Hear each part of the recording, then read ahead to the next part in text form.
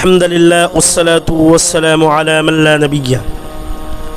সম্মানিত হাজিরিন, আজকে যে বিষয়টি নিয়ে আলোচনা করব তা হলো সবার আগে খেলাফতের অবসান ঘটবে।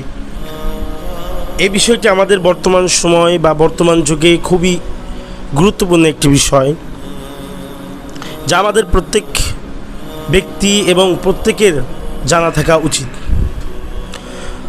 এই সম্পর্কে হযরতে আবু উমামা বাহিলি রাদিয়াল্লাহু তাআলা আনহু বর্ণনা করেন, আল্লাহ রাসূল সাল্লাল্লাহু আলাইহি ওয়াসাল্লাম বলেছেন, ইসলামের কড়াগুলো একটি একটি করে ভেঙে যাবে। একটি ভেঙে যাওয়ার পর মানুষ তার পরেরটি আঁকড়ে ধরবে। তো সর্বপ্রথম যে কড়াটি ভাঙবে সেটি হলো ইসলামের শাসন, আর সর্বশেষটি হলো নামাজ।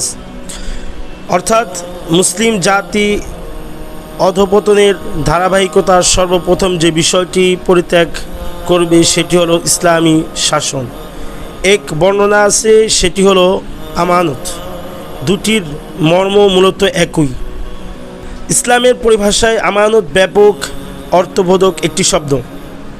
যেমনটি পবিত্র কোরআনে আল্লাহ তাআলা বলেছেন, ইন্না আরাদনাল আমানাতা আলাস সামাওয়াতি ওয়াল আরদি ওয়াল জিবালি ফাআবাইনা আন ইয়াহমিলনাহা ওয়া আশফাকনা মিনহা ওয়া হামালাহাল ইনসান।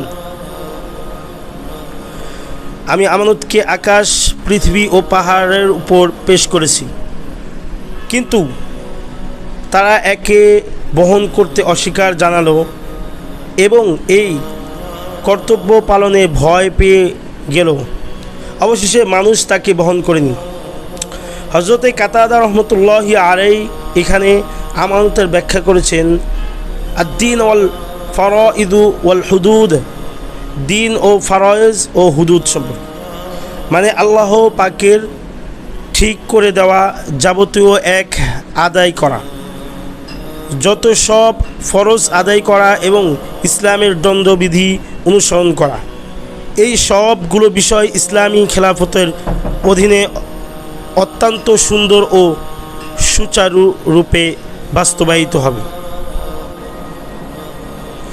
কাজে আমানত ইসলামী শাসননীতির অতীব গুরুত্বপূর্ণ একটি অধ্যায়।